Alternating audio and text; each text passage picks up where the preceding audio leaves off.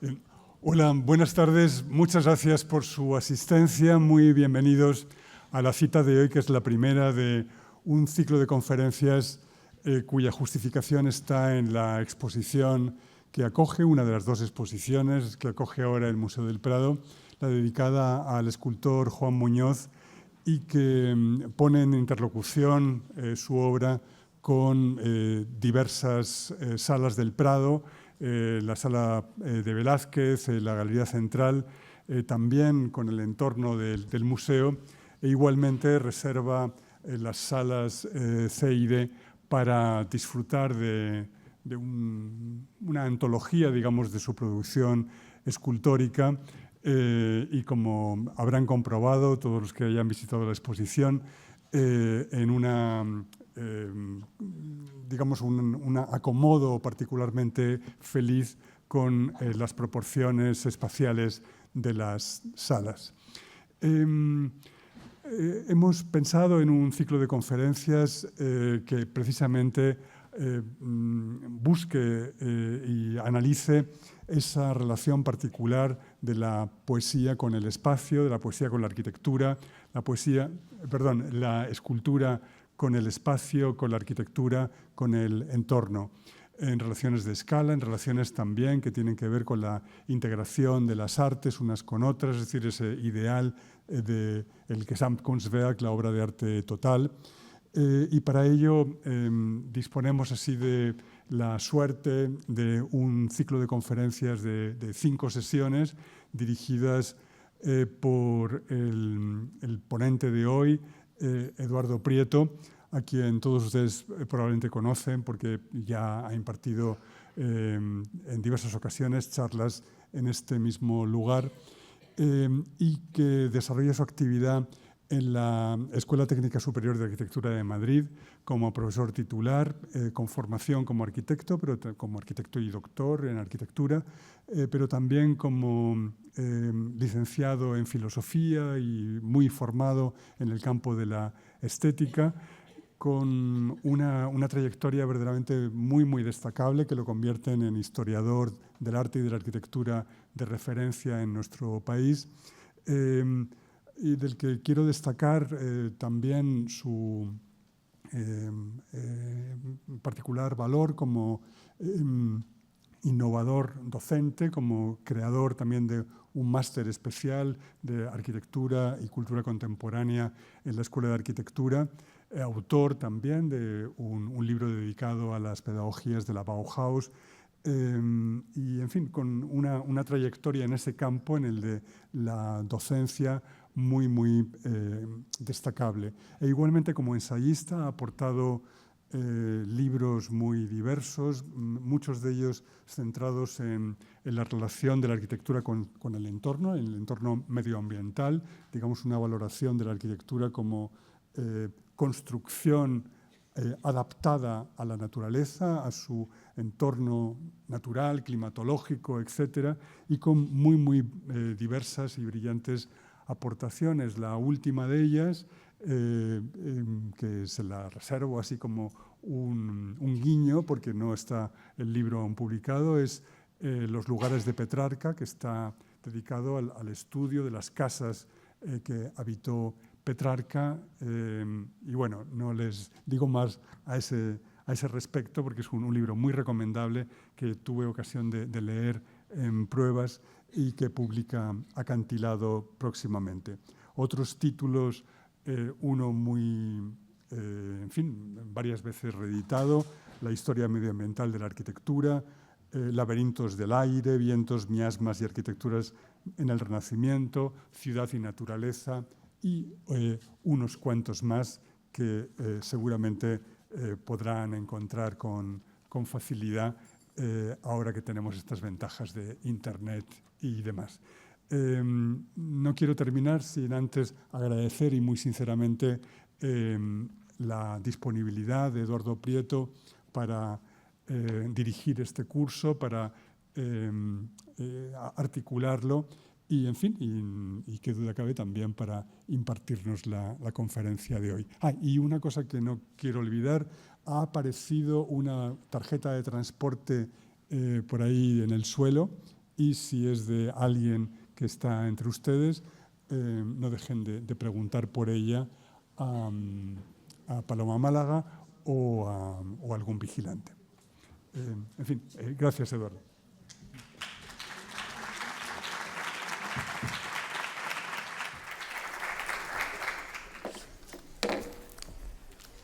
Muchas gracias, Javier, por la invitación, por tu generosidad a la hora de encargarme este proyecto. Es un proyecto intelectual pequeñito, pero ambicioso.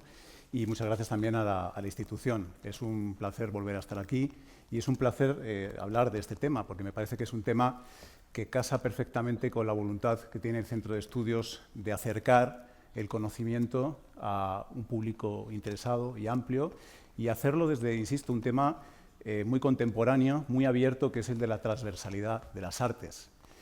Voy a presentar brevemente el ciclo, apenas 5 minutos, y luego pasaré a contarles la primera ponencia, que es una ponencia, digamos, histórica y una ponencia también introductoria. En cuanto al ciclo, es un ciclo que se titula La escultura en el espacio, pero en realidad va de lo que ya ha anticipado Javier, que trata, que es la relación transversal que se pueden establecer entre las artes y, en particular, a través de la escultura, en la medida en que la escultura pues, cumple, digamos, dos requisitos. Es forma y, al mismo tiempo, es una forma que está incluida en un fluido que es el espacio y, por tanto, establece relaciones tridimensionales con su entorno. Es un punto de partida muy intuitivo y muy fructífero para poder ir sacando muchos hilos y hablar de esa transversalidad, de esas conexiones. Me gustaría empezar con esta imagen. Es una escultura, la famosa Laocoonte, que se encontró en el Renacimiento, que es una obra que cabe destacar, pasado el tiempo, no tanto por sus valores estéticos, que en parte pues, han quedado en un segundo plano frente al éxito que tuvieron, ¿no?, durante el Renacimiento, sino por los debates que pudo suscitar. Y uno de esos debates tiene que ver precisamente con aquello de lo que vamos a hablar hoy. ¿Pueden establecerse límites entre las artes, o bien las artes constituyen una entidad más amplia que sería el arte con mayúscula? Para el autor de este ensayo, Lessing, publicado hace más de 200 años, 1788, a propósito de esta obra, cabe afirmar lo primero. Para Lessing, realmente, el gran tema o el gran problema que había que dirimir a esas alturas de la Ilustración era precisamente establecer unas barreras clarísimas entre unas artes y otras, de tal manera que se pueda aprovechar y entender el material, los contenidos y los formatos propios de cada arte. Y establecía una separación, una distinción muy clara: las artes del espacio, que serían la pintura, sería la escultura y, por supuesto, implícitamente también la arquitectura, y las artes del tiempo, que serían fundamentalmente las literarias, la poesía y todas las variantes literarias. Y para ellos eran dos artes que no se podían mezclar.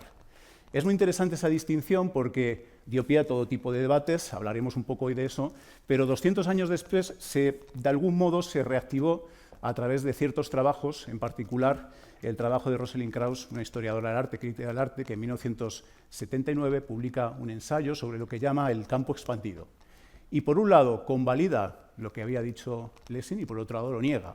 Es un texto que lo convalida en la medida en que se centra fundamentalmente en las artes espaciales. Para ella existe una conexión profunda entre la escultura que se proyecta hacia el entorno, que se proyecta hacia la arquitectura, que se proyecta incluso hacia la naturaleza. Y eso hace que la escultura pierda la peana, se proyecte hacia afuera, se proyecte tridimensionalmente y se convierta en otra cosa, que no cabe en los parámetros tradicionales del arte. Y por otro lado, por tanto, refuta a Lessing en la medida en que establece esas conexiones transversales. Por una parte, digamos que afirma la existencia de esas artes espaciales y solamente habla de ellas, habla de escultura, habla de arquitectura, habla de esas conexiones, pero al mismo tiempo, insisto, niega que probablemente se puedan, digamos, romper con esas dicotomías. Vamos a plantear el curso partiendo de esta polaridad y hemos elegido para plantear esta cuestión del campo expandido, de esta posible relación de la escultura hacia otras artes y al mismo tiempo de esas otras artes hacia la escultura, para crear algo que no es ni arquitectura ni es escultura, pero que fundamentalmente es espacio. Vamos a utilizar o vamos a recurrir a, como ya ha dicho Javier, al hecho notable, yo diría que casi extraordinario, de que el arte contemporáneo se instale en las salas, en las galerías tradicionales, con todo el peso que tienen del Museo del Prado, al calor de esta exposición de Juan Muñoz. Quizá una de las imágenes más sorprendentes de este trabajo expositivo es el que ha colocado esta mesa de billar enfrentada en un diálogo barroco de perspectivas, de miradas, con las meninas. En realidad vamos a hablar de eso y lo vamos a hacer a través de 5 miradas también. Vamos a establecer miradas cruzadas diferentes entre 5 protagonistas, que son los 5 protagonistas de esta conferencia. Empezando por mí mismo, evidentemente, vamos a contar con Abel Fernández, José Joaquín Parra Bañón, Ángel García Posada y Guiomar Martín. Todos ellos comparten la condición de arquitectos, pero también comparten la condición de arquitectos, o compartimos la condición de arquitectos, que nos hemos interesado por otras artes, que debemos tener una mirada un poco más abierta y que hemos estudiado esas conexiones. Y lo vamos a hacer y me van a permitir que utilice para presentar brevemente cada una de esas conferencias, luego lo iremos haciendo en cada sesión, presentaremos al ponente simplemente como un marco general, pues imágenes de la obra de Juan Muñoz, de obras que están aquí expuestas, ¿no? Vamos a empezar hablando hoy del marco general, histórico, de esta idea del campo expandido, a través de una conferencia titulada Los viejos campos expandidos, es decir, esa idea de conectar las artes que se plantea en ese contexto de las neovanguardias de los años 70, en realidad tiene una genealogía, una prosapia amplísima, valiosísima, que es necesario destacar, que es necesario presentar para entender el contexto histórico. Después vamos a pasar a la idea de la mirada, de la perspectiva, que tiene en otra obra de Juan Muñoz, que precisamente tiene como protagonista un ojo, porque muchos de estos fenómenos de transgresión, de ruptura de fronteras, de interconexión de las artes, se producen a través de mecanismos de la mirada, de mecanismos teatrales, que son evidentes, por supuesto, lo habrán visto, ¿no?, en la obra de Juan Muñoz. La tercera conferencia va a trabajar en el contexto del cuerpo, el cuerpo en movimiento y el cuerpo cómo se va desplazando y va atravesando las distintas artes, como referencia, como punto de referencia de ese campo expandido. La cuarta conferencia trabajará la idea narrativa que hay en cualquier arte. El ponente va a defender la idea de que más allá de esas cuestiones espaciales o de esas cuestiones temporales, lo que tiene como un espacio y tiempo es establecer una narración, y que se puede, por tanto, establecer una analogía entre el trabajo de ciertos artistas contemporáneos, especialmente escultores, y el trabajo literario. Digamos que vamos a ampliar el campo también hacia lo literario, un poco rompiendo la dicotomía de Lessing, dejaba fuera la literatura, dejaba fuera la poesía. Vamos a intentar volver a conectarla. Y la última ponencia, que de nuevo asociamos a esta imagen que podemos ver de primera mano, ¿no?, aquí en la entrada del museo, es la presencia de la escultura, del arte en general, en el espacio público, como un elemento capaz de producir, digamos, estrategias de reconocimiento social, estrategias de monumentalidad en tono menor, podríamos decir, estrategias de comunicación, en definitiva, nuevos usos del arte, y terminaríamos cerrando el ciclo con esta ponencia. La ponencia que voy a presentar hoy es la primera, es la histórica, y tiene que ver con los precedentes, con lo que he llamado los viejos campos expandidos, los momentos de la historia en que unas artes se han conectado con otras, fundamentalmente escultura y arquitectura, pero también pintura, y en un momento dado también música, y en muchas ocasiones, sobre todo en el siglo XX, también a través del cine. De todo eso vamos a hablar. Hablamos de campos expandidos, y aunque suene un poco perogrullada, pues más que campos expandidos, vamos a hablar incluso de campo. Vamos a ir a un viaje en el campo y vamos a encontrarnos con esta instalación, que es uno de los ejemplos que menciona Rosalind Krauss, Walter de María, esta instalación de varas metálicas conocidas o colocadas en un campo prácticamente interminable, perdido en el corazón de Estados Unidos, y nos vamos a ir a un momento del mediodía, vamos a ir acompañando ese campo expandido hacia la noche, anocheciendo, llegamos a la noche estrellada. En esa noche estrellada aparece y irrumpe pues, las nubes, la tormenta progresiva, la tormenta estalla, y lo que va a ocurrir cuando la tormenta estalla es el arte. Ese campo de varillas atrae, funcionan como pararrayos que atraen los relámpagos, y son los relámpagos los que van a ir activando la obra de una manera espontánea. La obra no se entendería sin la naturaleza. La naturaleza colabora con la obra de arte.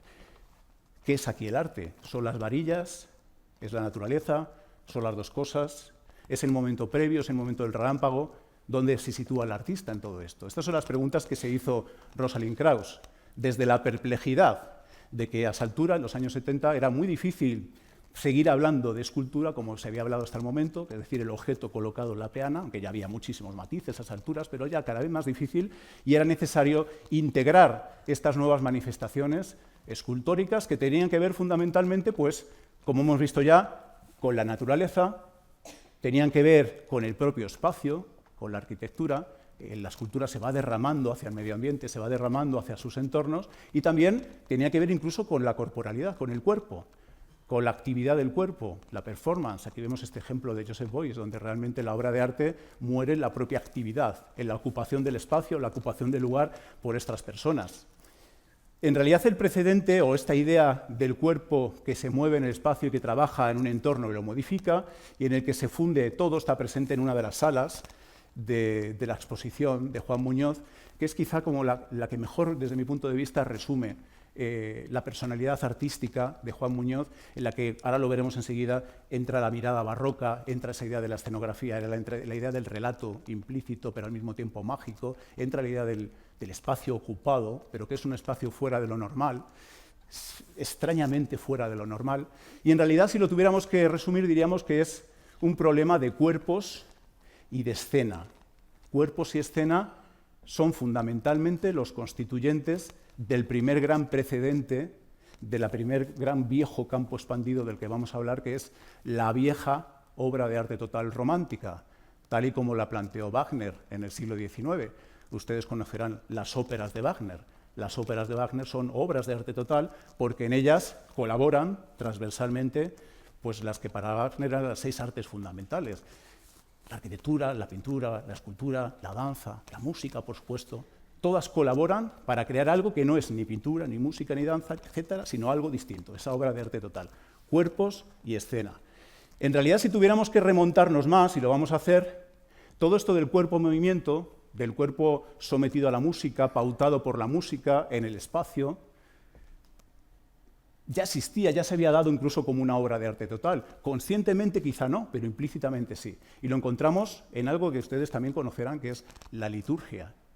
La liturgia es precisamente eso, los cuerpos estetizados, en movimiento, de acuerdo a unos rituales, acompañados en el escenario de una iglesia por la música, no suena, pero se intuye, la pintura, la escultura, acompañados incluso también por la presencia de esta arquitectura noble, pero que en el fondo no está hablando de la presencia del cielo. Es decir, la liturgia ya de por sí es una obra de arte total, una obra de arte total cotidiana, que se daba en la cotidianidad y se dio en la cotidianidad durante muchísimos siglos y que estuvo presente aunque nadie la había evaluado como obra de arte total. Es precisamente en el mundo de la liturgia, en el mundo de los ritos, de los rituales sagrados, donde podemos encontrar, para mí, quizá el ejemplo más perfecto, uno de los ejemplos más perfectos de obra de arte total litúrgica, vamos a llamarlo así, que es la Capilla Cornaro de Bernini. Es una capilla pequeñísima que hay en la iglesia de Nuestra Señora de los Ángeles, en Roma, que le encargan a Bernini, le encarga una familia de origen veneciano, los Cornaro. Es una capilla de enterramiento, pero además tiene la singularidad excepcional, extraordinaria, de que es una capilla que se organiza, se estructura en torno a la celebérrima estatua o escultura, ¿no?, del éxtasis de Santa Teresa. Por ponernos en el contexto histórico, Santa Teresa acababa de ser canonizada en aquella época, ¿no?, y era una santa de moda. Bueno, lo que les da Bernini a los Cornaro no es una escultura, les da una obra de arte total, les da una escultura presentada en un marco arquitectónico que al mismo tiempo es un marco pictórico, que al mismo tiempo nos está hablando de una, lo veremos enseguida, una representación teatral y que se presenta como un escenario teatral.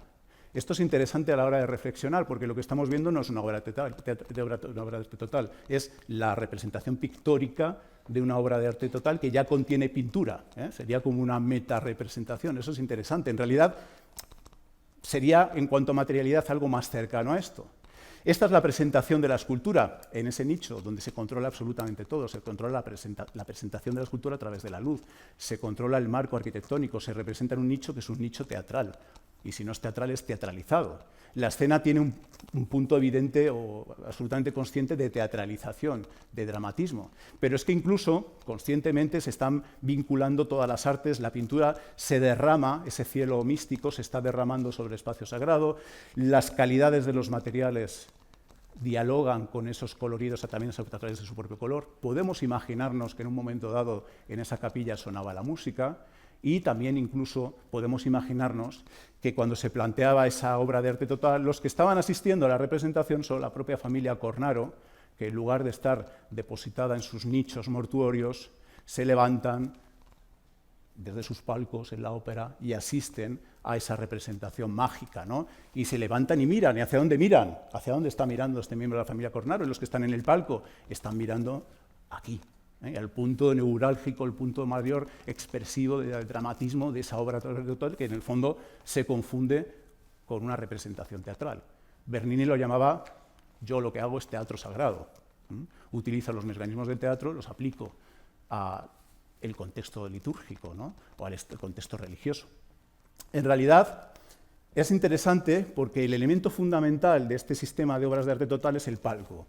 Es el lugar desde donde se mira, que al mismo tiempo te incorpora, de tal manera que es un espacio envolvente. Bueno, pues el palco no es una casualidad que sea este elemento el que está presente literalmente en algunas de las piezas, sobre todo en una que vemos aquí, que podemos visitar aquí en el Museo del Prado, y que también asimismo esa pieza pues, se nos está planteando una versión, digamos, actualizada de estas preocupaciones de la obra de arte total desde ese fondo, digamos, de la liturgia. El suelo también es un suelo barroco, es un suelo borrominesco.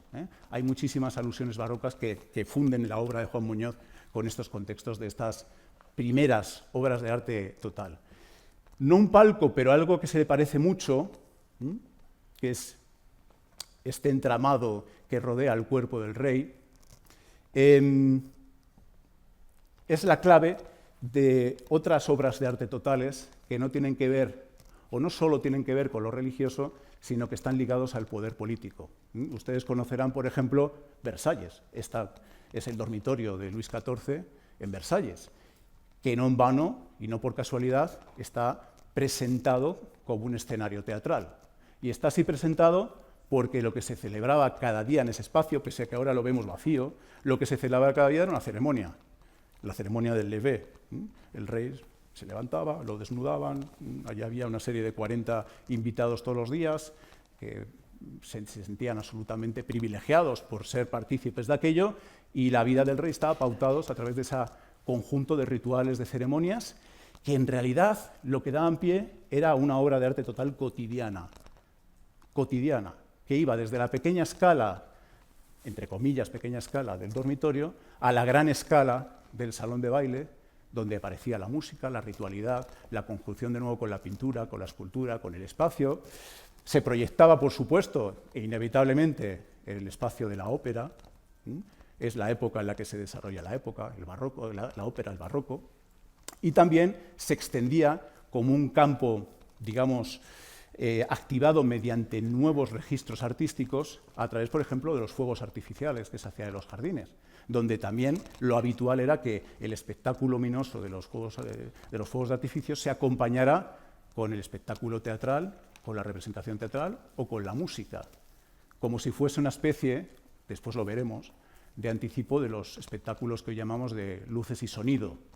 Literalmente es la idea. En realidad todo Versalles, el conjunto de Versalles, es una obra de arte total. Una obra de arte total que tiene mucho que ver, más de lo que parece, con los planteamientos del Landart que hemos visto antes, es decir, de ese arte que se proyecta hacia el espacio, hacia el territorio, que ocupa el territorio, que ya resulta indistinguible del territorio porque lo ha transformado tanto que es un nuevo territorio, una segunda naturaleza que se vuelve artística. El Palacio de Versalles con sus jardines fue una operación territorial extraordinaria, que implicó el movimiento de tierras, de canales hidráulicos, de todo tipo de trabajos, y que se extendió, el eje principal, para que tomen un poco nota del tamaño, a lo largo de 11 kilómetros. Esto es arquitectura, es paisajismo, es pintura, es escultura, es un espacio para habitar, es un territorio, ¿qué es? Es todo eso y a la vez es más cosas. Es una obra de arte total. Es una obra de arte total que incluía o tenía la voluntad de incluso incorporarlo todo.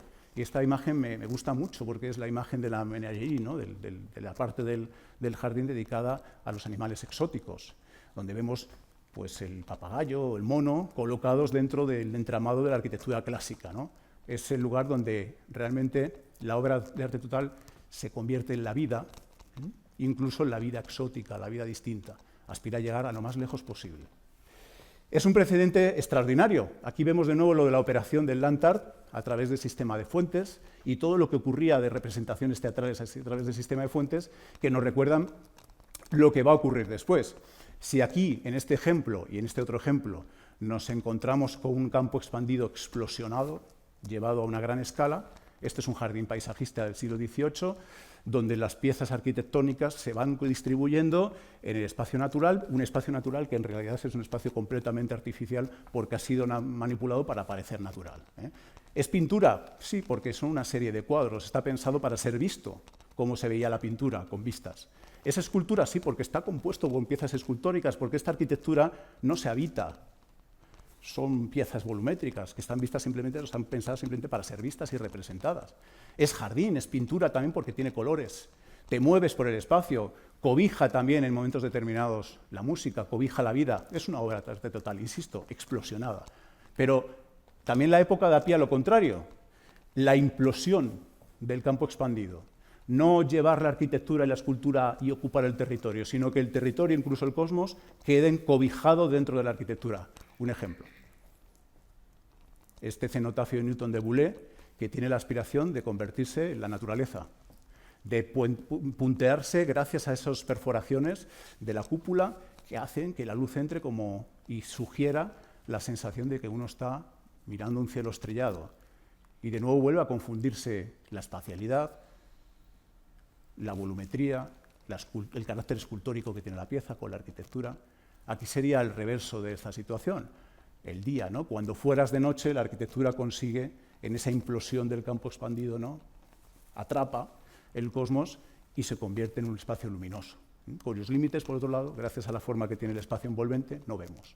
Bueno, serían anticipos, no son obras de arte total en puridad, ¿no? Científicamente hablando, diríamos, pero sí son intervenciones, mecanismos que están activando o están anticipando muchas cuestiones que después se desarrollarán de una manera más clara, más consciente. Hay un momento en que todo este diálogo entre las artes y este planteamiento y búsqueda de la obra de arte total se vuelve explícito. Lo acabamos de mencionar, es el momento del romanticismo, es el momento de Wagner y antes, ¿no? Los artistas románticos, incluimos a ver esta celebración del cosmos de un arquitecto, pintor, decorador y escenógrafo que es Schinkel, ¿no? Uno de los mayores arquitectos alemanes, hace esta escenografía para una ópera de Mozart, La flauta mágica, maravillosa, nos está hablando precisamente de esta idea de sintetizar bajo la cúpula códigos, símbolos de origen masónico que acompañan a la música y que teatralizan la puesta en escena. Bueno, pues esta imagen sirve muy bien porque presenta muchos de los valores románticos. Los románticos van a creer menos en la distinción, como había planteado Lessing, que en la mezcla. Trabajan con eclecticismos poéticos, quieren transversalizar las artes, porque consideran que todas las artes son manifestaciones de un arte con mayúscula, de un lenguaje primigenio, originario, que los constituye o que las constituye a todas. Y que esa idea de la mezcla es una condición también moderna, porque ya no se aspira a una totalidad, ya no se aspira a tener fragmentos separados, claramente distinguibles, sino que se busca una transversalidad en la que uno se puede mover con libertad, como quiera, para conseguir el efecto poético, para conseguir el efecto romántico. Esta idea de la fusión de las artes va a tener una plasmación muy arquitectónica, y es el momento en el que Goethe y otros, Schelling, dicen: la arquitectura se puede definir de muchas maneras, pero podríamos definirla como música congelada. Es música, tiene ritmo, tiene pautas, pero en lugar de estar en el tiempo, se congela en el espacio. Pero sustancialmente son los mismos. Esto es un ejemplo de transversalidad.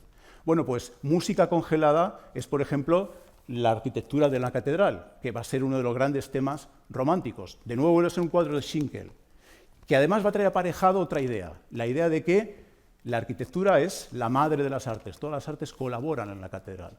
porque en la catedral medieval estaba presente, como saben ustedes, la escultura, estaba presente la pintura, estaba presente la liturgia musical, estaba presente la coreografía de los cuerpos y de los rituales, y estaba presente una idea también que va a interesar muchísimo a los románticos y también va a ser una línea genealógica de la modernidad, que es la idea de la solidaridad, del espacio comunitario. Cobija a toda la sociedad, es el lugar donde todas las diferencias se resuelven, por lo cual incluso empieza a tener una condición, diríamos casi que política, social y política. Bueno, estas ideas románticas que plasman directamente la idea y la construyen de la obra de arte total, van a esperar un poquito tener su formulación más perfecta, que es las obras, las óperas de Wagner, lo hemos dicho anteriormente.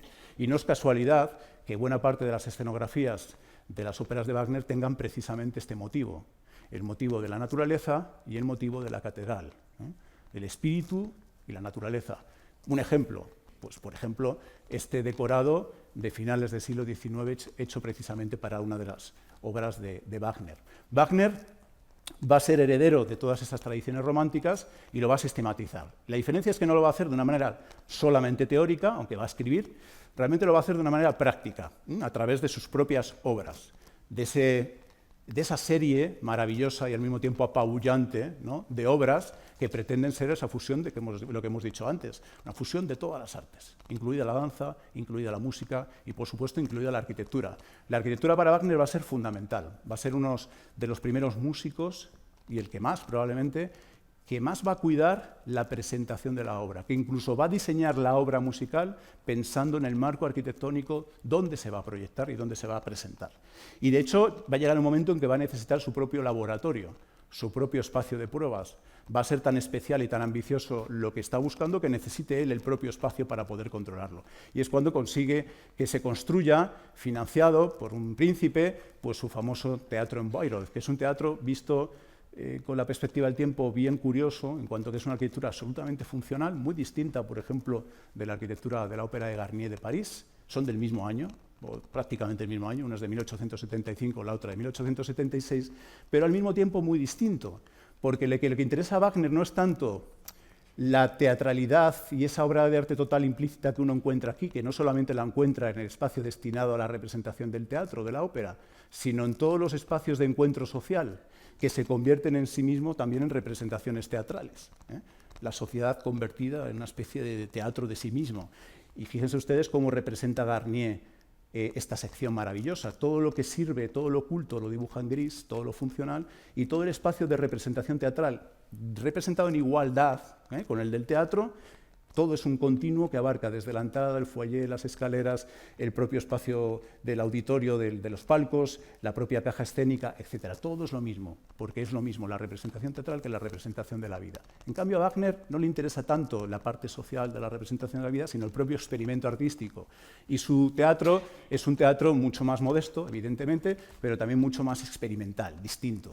Por ejemplo, entierra a los músicos abajo, ¿no?, lo que llama mystische Abgrund, ¿no?, una especie de subterráneo místico, de tal manera que la música se oiga pero no se vea, y genera un espacio envolvente, controla muchísimo la disposición de los espectadores, un espacio mucho más, ahora lo veremos, una imagen mucho más envolvente, le da mucha importancia a los sistemas de iluminación, incluidos sistemas inéditos como sistemas eléctricos, y empieza a entender que lo que se está presentando no es solo música, es precisamente algo que empieza y termina en ese espacio y que dura lo que dura la representación, pero que no se puede sacar. Y de hecho casi no se podría ni grabar. Las grabaciones musicales serían una parte muy pobre de todo lo que está ocurriendo en el interior de ese edificio. Porque la obra no es la música, tampoco es el escenario arquitectónico, no es la escultura que lo acompaña. La obra es algo difícil de definir, con límites muy imprecisos, que es el todo, ese todo que vemos ahí. Aquí se ve cómo casi todas las representaciones, está muy bien hecho, no se hacen desde los palcos, etcétera, que tienen muy pocos palcos, por cierto, porque también no tenía la idea de democratizar la presencia de la ópera, sino desde el otro punto de vista, mirando precisamente a los espectadores, porque la puesta en escena tiene tanto que ver con lo que ocurre a la izquierda como lo que ocurre a la derecha. Voy a poneros un ejemplo de una representación reciente, porque las óperas de Wagner siempre han sido motivo de vanguardia, siguen siéndolo, y siempre han sido un reto por su complejidad y por su potencial, por su riqueza, y es una versión que se hizo hace unos años por un equipo siempre muy valiente, que es el de la Fura dels Baus. Se lo voy a poner apenas un minutito o dos para que entendamos en qué consiste esto, que insisto, lo que vamos a ver es una representación de la obra de arte total. Tendríamos que haber estado ahí para verlo, ¿no? Esto es una representación, no es la obra de arte total.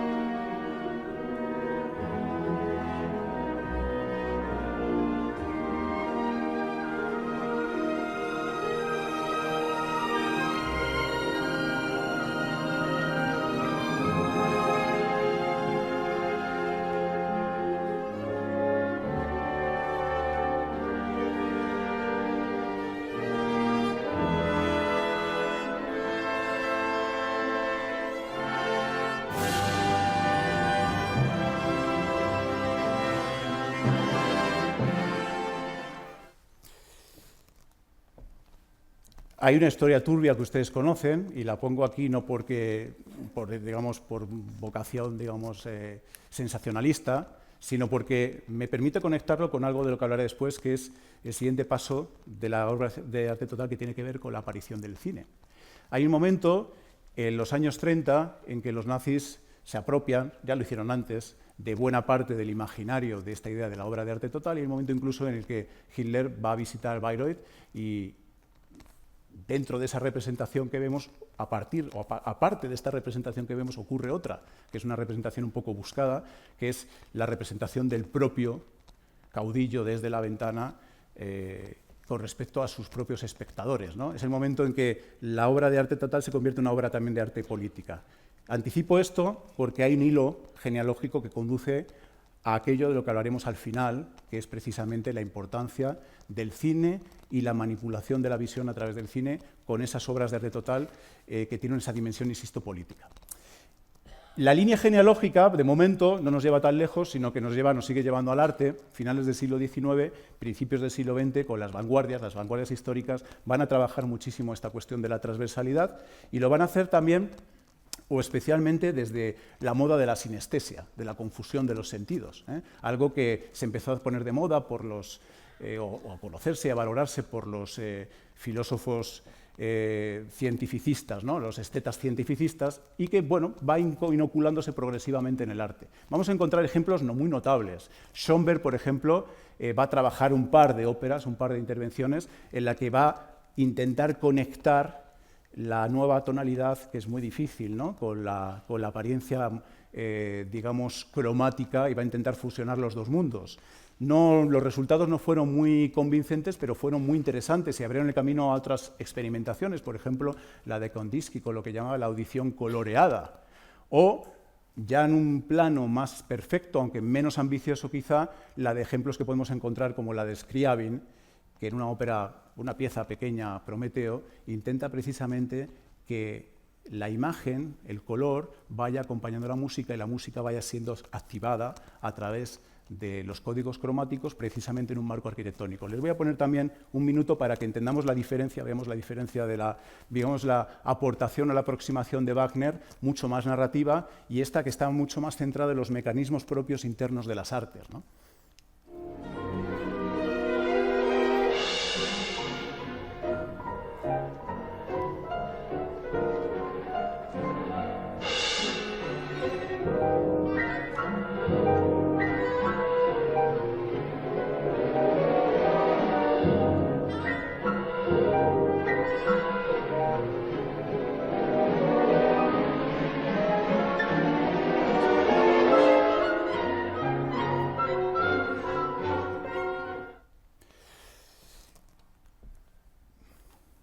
Vamos a hacer una pausa, un fundido en negro, que se llama, porque va a aparecer, quería introducir otra línea, otra derivada. Hasta ahora hemos hablado del origen de las obras de arte total y nos hemos centrado en el arte con mayúsculas.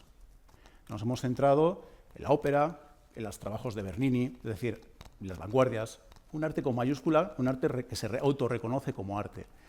Hay otra línea de las obras de arte total, mucho menos reconocida y también muy interesante, y en parte por explorarse desde este punto de vista, que es las obras de arte total que tienen que ver con la incipiente, en este momento, finales del siglo XIX, la cultura de masas. Incipiente cultura de masas. Es decir, un arte más ligado a un público general.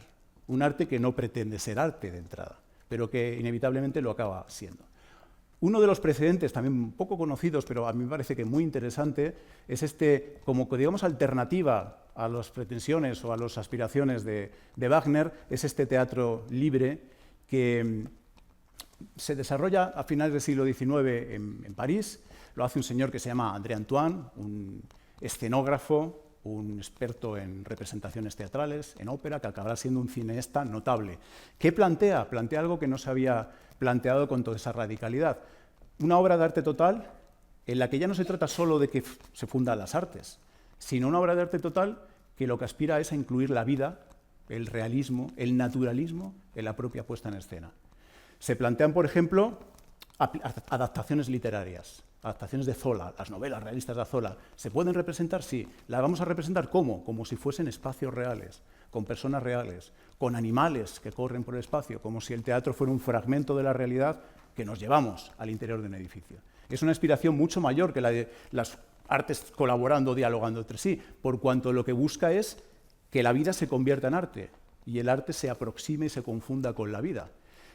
Antoine es muy interesante porque va a ir dando saltos. Empieza de una manera muy notable en el teatro, da el salto al cine, películas de los años 10, del comienzo del cine, que son como teatros filmados, muy rígidos, pero donde es posible por primera vez incorporar la tridimensionalidad a través de la magia del cine, que lo cambia todo. ¿Qué habría hecho Wagner de haber contado con el cine? No lo sabemos, son preguntas que a lo mejor no tienen sentido, pero son herramientas que de utilizarse en el sentido de las obras de arte total podrían haber dado unos frutos extraordinarios. Algunos los dieron. El siguiente salto fue pasar directamente al cine, ya con películas interesantes de los años 20, como La Terre, de nuevo adaptaciones de Zola. El cine, en realidad, y esta es la tesis que voy a defender y voy a terminar hablando de ella, el cine en realidad es la gran obra de arte total. Es la obra de arte total del siglo XX, porque es precisamente esa dimensión en la que está todo. Está el espacio, está la escultura, está la arquitectura, está la pintura, está la música, está el cuerpo, en algo que no es la realidad, pero se aproxima mucho a la realidad.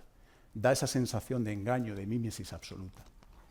Esto es lo que buscaba Antoine, aunque su proyecto fue un proyecto muy modesto. Lo dejo ahí porque ahora vamos a entrocar con él rápidamente. Vamos a seguir hablando porque este arte que hacía Antoine era un arte no tan sofisticado como el de Wagner, era un arte que pretendía acercarse a los públicos amplios. Y si me permiten, para conectar con esta idea de los públicos amplios y de la fuerza que tiene la realidad y la naturaleza, vamos a hacer un zoom. Fíjense ustedes esa vaca que de repente viva aparece en la representación, la vida incorporada directamente. Bueno, eso de llevar la vida al espacio, a la arquitectura, pues podemos verlo en otros contextos. Por ejemplo, tienen ustedes este bisonte, que de nuevo se ha llevado a un contexto que a priori no tiene que ver con esta idea de recuperar la vida. Una de las mayores intervenciones que podemos considerar como obras de arte total, aunque quizás nunca se haya definido así, tiene que ver precisamente con esos espacios, el Crystal Palace.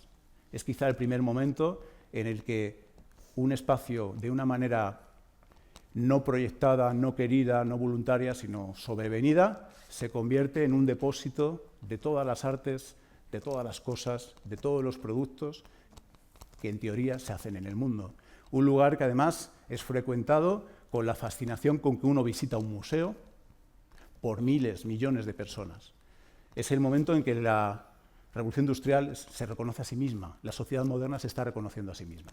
¿Por qué es una obra de arte total? Bueno, porque convoca, porque pone en escena y porque realmente consiste en este marco arquitectónico en el que está ocurriendo todo. Uno puede encontrarse desde esta ceremonia de inauguración maravillosa, en la que se ha estetizado la estructura, se ha buscado esta puesta en escena y movimiento en la que confluye todo y que está acompañada, como ven aquí en la representación, y se ve aquí mucho mejor en las fotografías de época, ¿no? De 1800, en algunos casos 1851, otros de 1853, en la que la puesta en escena está acompañada de nuevo de una gran representación musical, inmensa representación musical, que, con la presencia también de un órgano y que se asocia a un homenaje a Händel.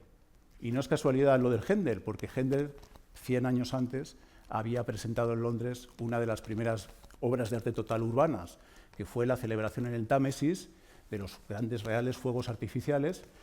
Händel compuso la famosa música para los fuegos artificiales, que acompañaban a ese espectáculo y en la que la arquitectura, el fuego, la música se acompañaban, dialogaban entre sí y colaboraban. Bueno, pues 100 años después se hace esta nueva versión de la obra de arte total de Händel, con el órgano inmenso, con el coro inmenso, que además se grababa con las nuevas tecnologías de la época, el fonógrafo de Edison. Fue una de las primeras aplicaciones que tuvo, con lo cual aparece también esa línea de la cultura de masas que va a ser la reproducción de la música, ese pequeño residuo que queda de esa celebración al cual no vamos a poder acceder porque ya ha periclitado, porque muere una vez que termina la performance, ¿no? Termina la representación y queda ahí grabada, queda consignada como una especie de registro de lo que ocurrió.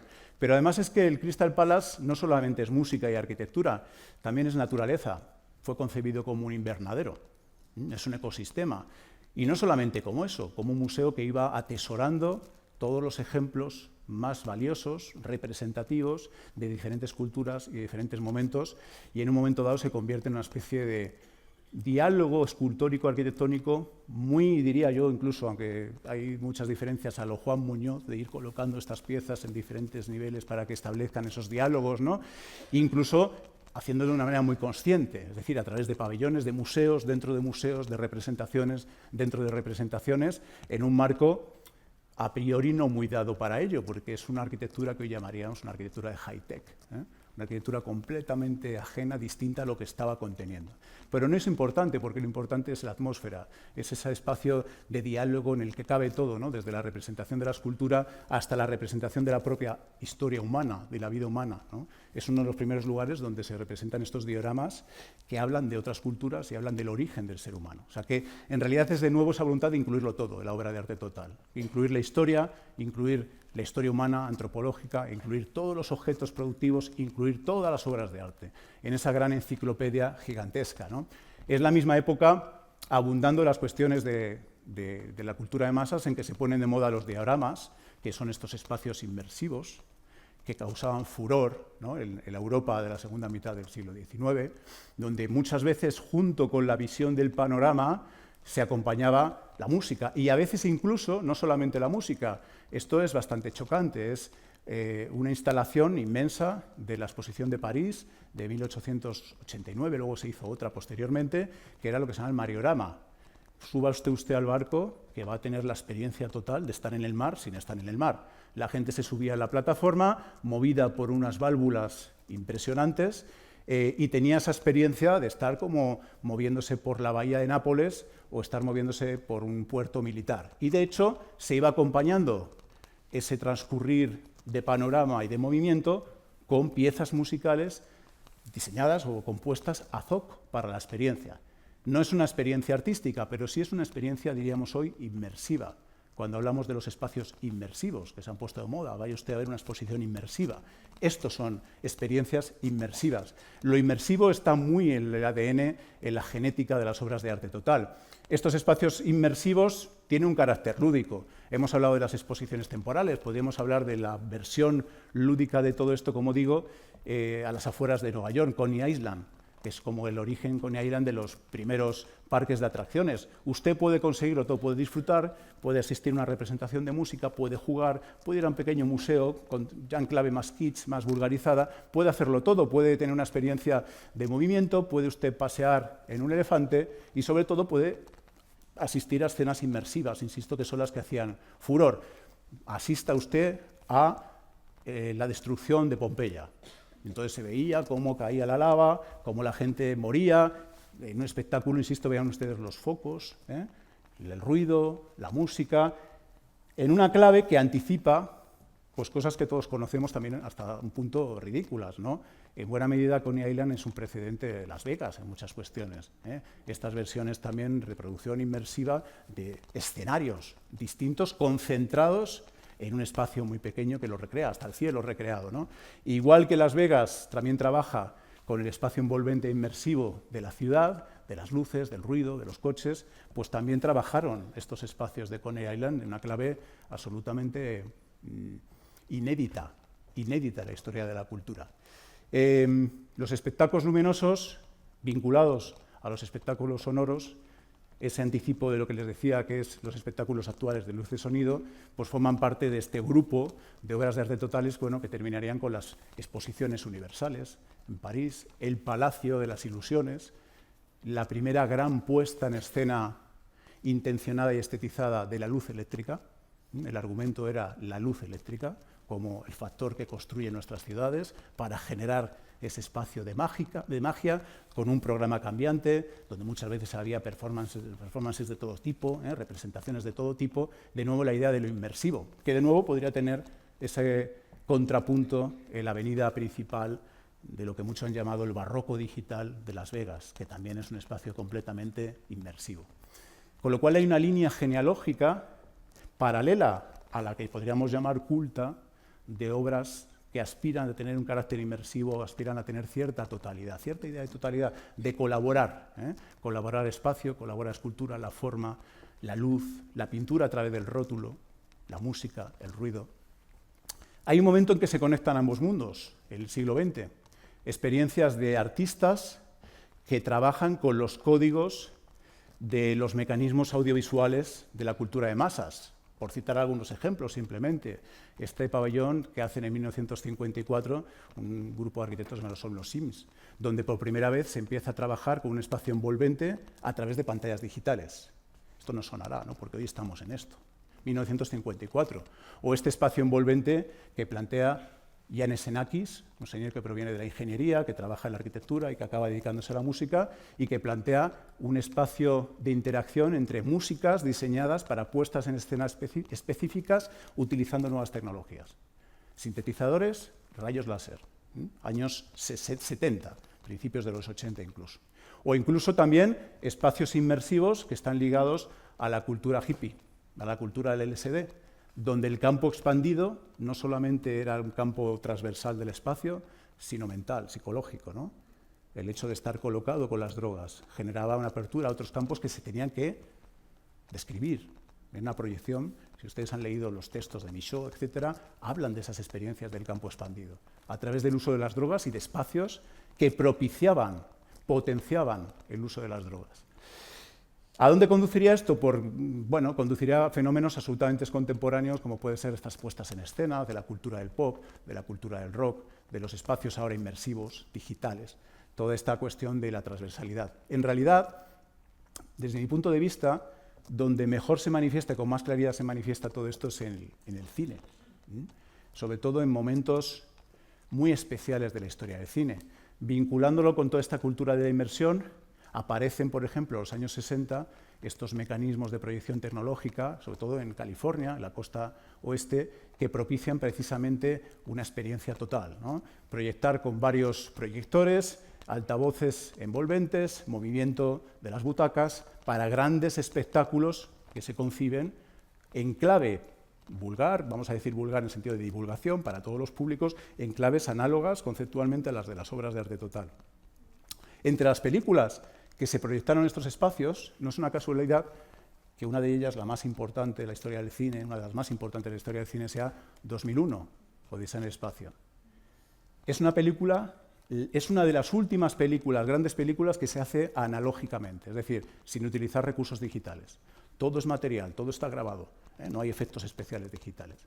Y se planteó desde el principio hasta el final como una obra de arte total, que tenía que recrear un mundo completamente distinto, que no existía, había que inventarlo todo, había que inventar las máquinas, las naves, los trajes, flotar el espacio, comer, defecar, las relaciones sexuales, la relación con los ordenadores, todo había que inventarlo todo.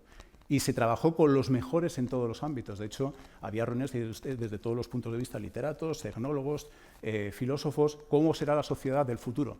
vamos a inventarla. Y la reconstruyeron analógicamente y la grabaron y la proyectaron con los efectos maravillosos, las consecuencias maravillosas que son estos fotogramas y esta puesta en escena genial, ¿no?, de Kubrick. En realidad es muy bonito el final de la película, porque el final de la película ustedes lo recordarán los que hayan visto, ¿no?, que es muy críptico, que es el momento en que este señor, que es el astronauta, es absorbido, ¿no?, atraído y colocado en esta sala. Son los últimos minutos de la película que no sabe uno muy bien, ¿no?, de qué va. En realidad de lo que va es que está siendo absorbido, controlado por una mente alienígena que está reproduciendo en esa sala, pequeña sala, la condición humana, todo lo afín al ser humano. Coloca muebles de estilos diversos, coloca una determinada o genera una determinada atmósfera, como si estuviera este señor en una especie de jaula de parque arqueológico, y no es una casualidad que, siendo una película del año 68, 69, quiero recordar, se utilice como mecanismo transgresor ese suelo iluminado, esa retícula iluminada, que claramente toma del arte minimalista justo de la misma época y del mismo momento y las mismas situaciones de las que hablaba Rosalind Krauss. El arte minimalista como una proyección desde la escultura hacia un campo expandido que es el de la arquitectura. Se utilizan esos caminos de ida y vuelta y el cine, en la película de Kubrick, lo demuestra especialmente. ¿Qué habría pensado Rosalind Krauss de todas estas interpretaciones, todas estas versiones de la obra de arte total o de la obra inmersiva fuera de los registros del arte tradicional? Pues no sabemos, porque no habló de ellos, no le interesaban, ¿no? Ella venía desde el registro artístico y en el fondo tenía una versión muy limitada, muy acotada de qué era el arte y qué eran las relaciones entre las artes. El arte era la pintura, era la escultura, era la arquitectura, era la música, la literatura. Y se podían establecer diálogos transversales, por supuesto, y la escultura podía expandirse hacia la arquitectura o incluso expandirse hacia el territorio y el paisaje. Pero probablemente no se preguntó qué pasaba con el cine, qué pasaba con todos estos espectáculos ilusionistas e inmersivos de la cultura de masas, que probablemente despreciaba, ¿no?, como tanta gente lo ha despreciado tradicionalmente, pero que estaban trabajando con registros y con programas de integración muy parecidos, en muchos sentidos e incluso en algunos sentidos anticipadores. Vamos a la última fase, la que me gustaría hablar de cómo algunos artistas, los artistas intentaron resolver este tema, intentaron conciliar los dos mundos, y terminaré hablando de cómo lo hace el cine. Simplemente una nómina de posibilidades. Por ejemplo, la escultura, de esto se hablará en una de las conferencias, puede convertirse en un elemento que genera identidad urbana, puede construir la imagen de la ciudad, como vemos en este caso de ciudad satélite del arquitecto mexicano Barragán, Luis Barragán, que además está trabajando en unos códigos cromáticos precisamente en un momento en el que se hablaba de la síntesis de los artes. O también la escultura puede fundirse con la arquitectura y puede fundirse con la naturaleza, literalmente, también de nuevo en el espacio público. En una obra, todos la conocerán, El Peine del Viento, de Chillida, y un arquitecto, de que a veces no se habla tanto, Peña Ganchegui, extraordinario, en una colaboración magnífica, ¿no? Podemos encontrarnos estas esculturas que ocupan el espacio urbano, pues de Alexander Calder o de su gran amigo Miró, que contribuyen a construir y a reprogramar ese espacio, otras incluso ya con un carácter posmoderno, lúdico, pero al mismo tiempo muy serio, como puede ser esta Piazza Italia que hizo Charles Moore para digamos, los inmigrantes italianos que no se sintieran perdidos en Nueva Orleans, que tuvieran como su punto de referencia. En realidad todos estos ejemplos están funcionando como monumentos, como elementos de identidad, pero precisamente a través de una monumentalidad de tono menor que consiste en mezclar las artes, en trabajar con el espacio, para que el cuerpo, para que las personas se puedan integrar en ese espacio, para que esa interacción genere la identidad.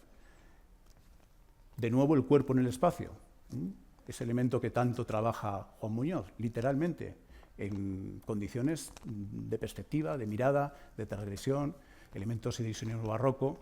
Y fíjense ustedes cómo también esta plaza, inevitablemente, en cuanto que es un elemento pensado para un público, digamos, muy determinado, se activa mediante los mecanismos de la puesta en escena luminosa, sonora, de nuevo muy parecidos al mundo de Las Vegas. Es ese mundo de la cultura de masas del que es inevitable que salgamos. Muchos intentaron salirse, yéndose a la esencia de las artes, ¿no? En los mismos años en que se está haciendo esto, está James Turrell, por ejemplo, escultor entre comillas, porque en realidad no hace escultura, hace espacio, ¿no? Construye territorio y trabaja con lo más esencial del mundo, frente a la complejidad audiovisual, lo más esencial, que es hagamos un agujero en el techo y miremos el cielo, y veamos cómo pasa el cielo y cómo entra la luz. De nuevo, descubrir un poco la pólvora, ¿no? Porque si ustedes recuerdan, el Panteón es precisamente eso, ¿no? Es esta vocación cósmica que siempre ha tenido la arquitectura y que estos escultores reprograman en una clave escultórica, una clave de instalación, ¿no? O incluso en una clave más contemporánea, un contexto más contemporáneo, o la Eliasson, en esta famosísima intervención, ¿no? La Tate Modern, donde coloca un espejo en la parte superior, un semicírculo, proyecta sobre el semicírculo unas luces intensísimas, la luz se refleja y genera una atmósfera. De nuevo es lo más elemental, el sol que nos baña con su luz dentro de una arquitectura. ¿Esto es arte? Sí, claro, por supuesto, pero ¿es escultura? ¿Es arquitectura? ¿Es pintura? Sería muy difícil, ¿no?, decir lo que es, pero es espacio habitado, espacio público. Incluso el mismo La Eliasson, en una clave también no en vano en Versalles, en esa de las primeras obras de arte total, reprograma la idea de lo natural, la cascada, dentro de ese artificio que es el lago, y incluso está evocando, por supuesto, la idea de la cascada romántica a todo este mundo, pero al mismo tiempo introduce la idea de lo sublime en lo más cotidiano, en los puentes, en las infraestructuras, conectando de nuevo con la naturaleza, donde hemos empezado. Esto es de nuevo una intervención del Antard. Es escultura, es paisaje, es simplemente un enmarcamiento del sol, tiene un sentido cósmico, por supuesto, entronca de nuevo con lo más esencial, ¿no? Siempre los caminos de la originalidad tienen muchas veces que ver con eso de la palabra origen, que es ser original, es volver a veces al origen, ¿no? Literalmente es eso. Y eso lo encontramos en todos estos artistas que reprograman. Es muy interesante porque estos artistas descubren la arquitectura, arquitecturizan el espacio a su manera, su propio espacio, es decir, meten e introducen en la escultura las claves de la arquitectura. En cambio, y en paralelo, esto es un fenómeno muy contemporáneo que ha dado pie a soluciones mejores y peores, en cambio los arquitectos tienden, fíjense ustedes, a trabajar con los mecanismos de la escultura, a hacer edificios objeto, edificios que ya no están pensados solo, vamos a llamarlo, decirlo de una manera muy básica, muy vulgar, para la función, sino para la expresión formal. El ejemplo de esta arquitectura artistizada, de esta arquitectura esculturizada, sería el Guggenheim, que es un ejemplo indiscutible y que ha funcionado muy bien. Otros no tanto, que se siguen haciendo. Aquí ven ustedes los Hudson Yards de Heatherwick, que es un ejemplo infame de operación inmobiliaria en la que una escultura aspira a tener un carácter público y ha funcionado tan mal que han prohibido el acceso. O sea que no siempre es exitosa, son exitosas estas operaciones, pero insisto, la clave es precisamente esa, estos fenómenos de expansión del campo de la escultura hacia la arquitectura a veces han tenido la contrapartida de que también los arquitectos han querido trabajar como escultores. Y a veces esos procesos no dan pie siempre a resultados felices. Incluso puede ser que Lessing tuviera algo de razón, a pesar de que le estamos dedicando mucho tiempo a lo contrario aquí, ¿no? Pero puede ser que tuviera algo de razón y que las disciplinas tienen sus propios límites. Y ahora sí que voy a terminar haciendo este último fundido en negro, porque los caminos son un poco enrevesados, pero es que son así, creo que son así, hablando precisamente, volviendo a esto, ¿no?, a esta intervención del politopo de Xenakis, donde funde la música con los rayos láser, donde intenta también introducir mecanismos de grabación. Xenakis trabaja con un gran arquitecto, Le Corbusier, y una de las obras que van a hacer precisamente tiene el sentido de trabajar en esa línea de un lado, de seguir siendo artista, de trabajar con los mecanismos del arte, pero programar esa transgresión y esa transversalidad de las artes en un programa para masas. Y lo hace en este pabellón de Philips, de la empresa Philips, en una exposición universal en 1958. Pabellón de formas bien extrañas, una de las obras más extrañas de Le Corbusier, porque probablemente no la diseñó él, la diseñó Yannis Xenakis, y que contiene uno de los primeros grandes ejemplos de estos espectáculos de luces y sonido que van a estar acompañados enseguida por el cine, en paralelo por el cine. ¿Qué se proyecta en el interior? Pues se proyecta un programa audiovisual diseñado por el propio Le Corbusier y un gran músico del siglo XX que es Edgar Varese, conjuntando muchas de las cuestiones que acabamos de ver. Por eso me parecía interesante ir terminando con esto, porque habla de muchas de estas cuestiones de las que hemos visto, la presencia de la pintura, de la música, del espacio narrativo en un entorno controlado, la comunicación visual. Les voy a poner también simplemente un minutito. Tiene una clave mucho más vanguardista que lo que hemos visto y piensen ustedes qué es lo que se les proyectaba a los visitantes de un pabellón. A ver. Sí va. Ahora.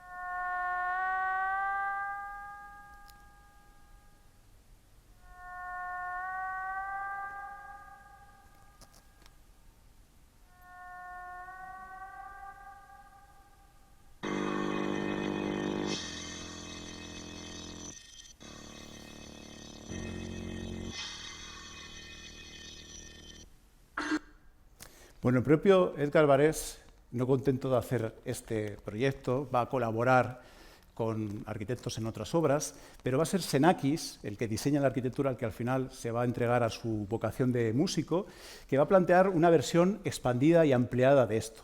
Y lo va a hacer en una de sus intervenciones, se llama Politopo, que va a hacer en el actual contexto de crisis que es Irán. Lo va a hacer por encargo del gobierno de aquella época y lo que va a plantear, aquí lo vemos, trabajando siempre en sus ambientes musicales y luminosos y sonoros, ¿no? En una clave pues, de vanguardia radical, lo que va a plantear precisamente es una puesta en escena a gran escala, una expansión, un campo expandido musical.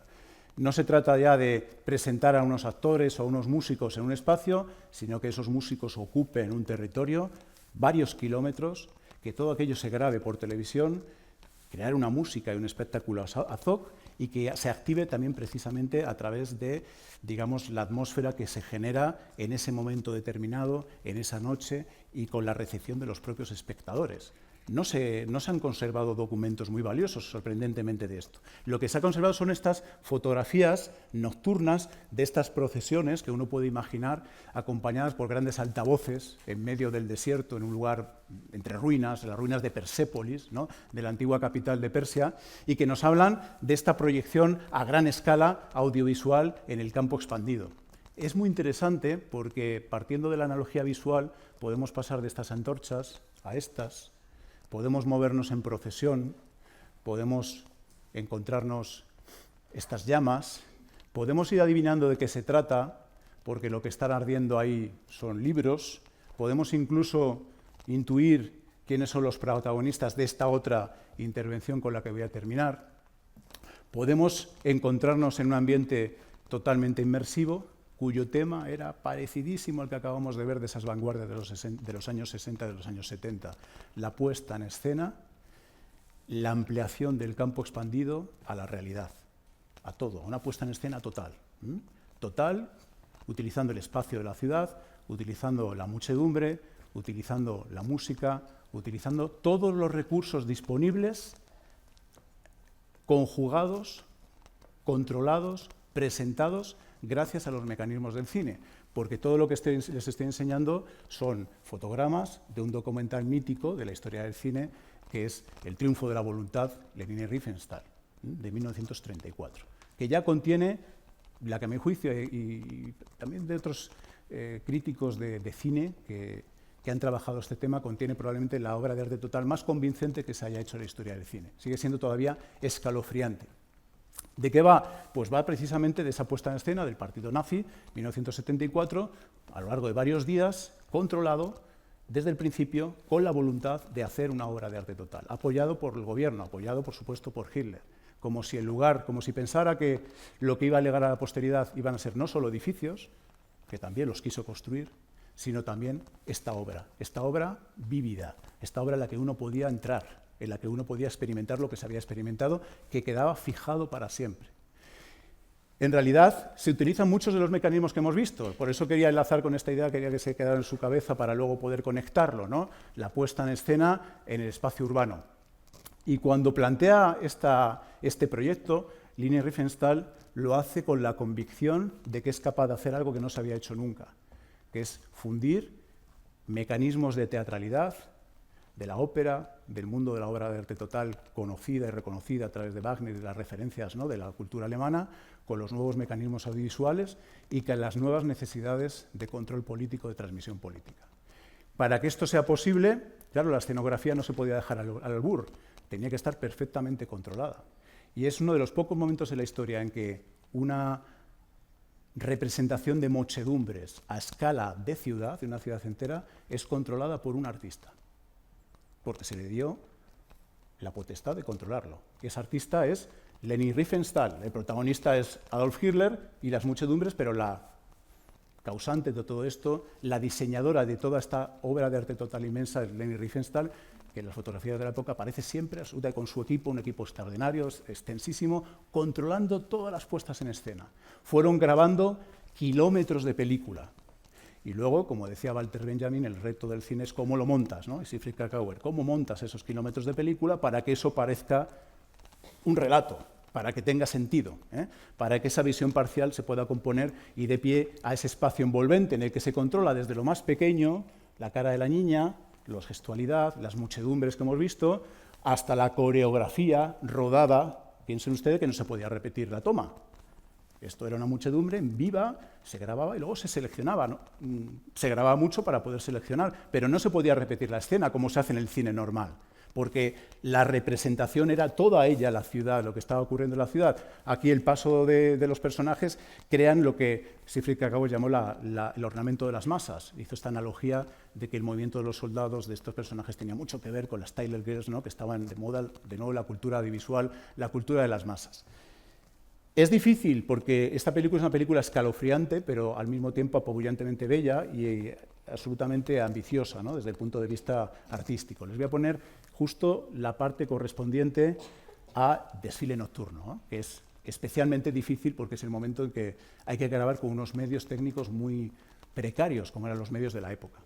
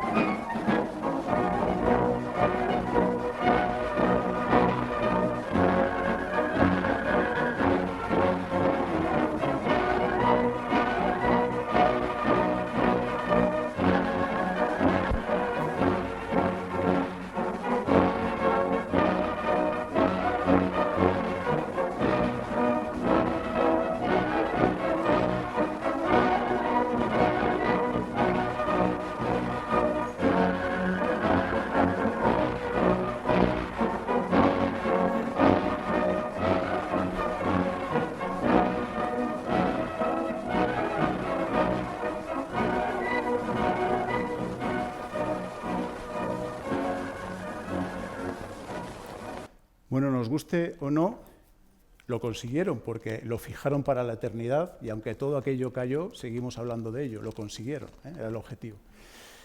Los escenarios sí que cayeron.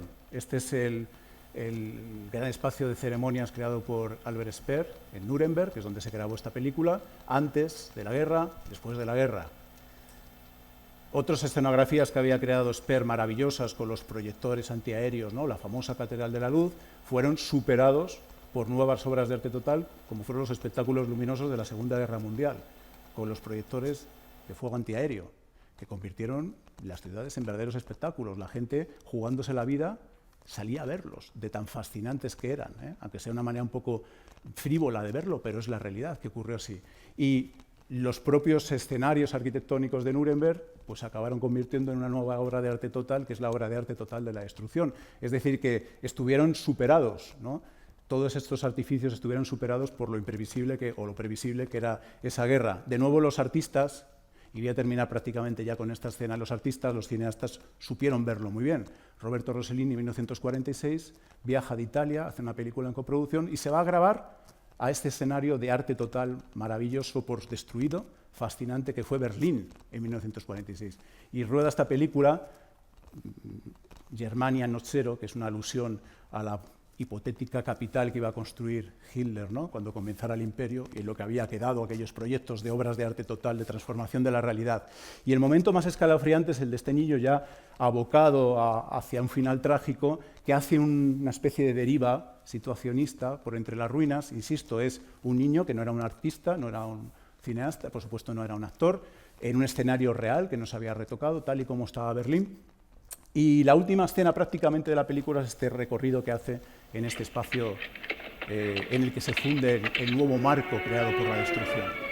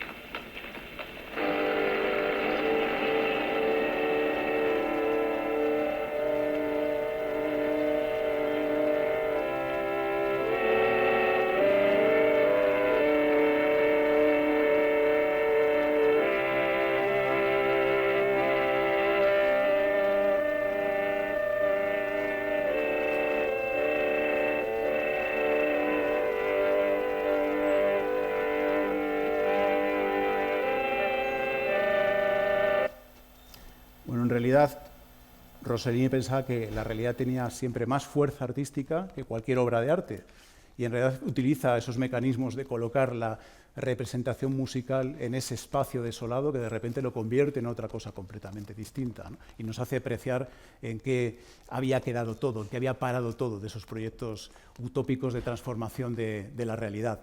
Bueno, no pensemos que esto ha terminado, es decir, estos mecanismos de escenografía transversal de las artes de diálogo que se plantean una versión inquietante o se plantean una versión inquietante por los regímenes totalitarios están presentes hoy, ¿no? Siguen estando presentes hoy. De hecho, son reductos, ¿no? Lo que encontramos en Corea, en China, son verdaderas obras de arte total. Y los plantean literalmente como verdaderas obras de arte total. O estos espectáculos luminosos de las masas en movimiento, los fuegos artificiales, lo hemos visto, pues es lo que ocurre cada 4 años en los Juegos Olímpicos, ¿no? Sin ir más lejos, se funden los mecanismos artísticos y los mecanismos de la cultura de masas. Y en realidad están presentes en la otra gran realidad de la obra de arte total, que sería un mundo en sí mismo por descubrir, que son los espacios inmersivos, los espacios digitales, los videojuegos, en la que prácticamente se da ya la posibilidad de reconstruir la realidad entera, con mecanismos de todas las artes, trabajando a través de la tecnología. En realidad estamos en un momento inquietante, ¿no? Porque por un lado estamos en estas obras de arte digitales inmersivas que le quitan cuerpo a la realidad, y por otro lado estamos todavía en la cuestión de estos espacios inmersivos que, digamos, amenazan nuestros cuerpos, ¿no? El espacio en el que vivimos. Sin ir más lejos, y por terminar así, Berlín 1946, Mariupol 2024, Gaza 2025. La realidad siempre supera la ficción. Muchas gracias.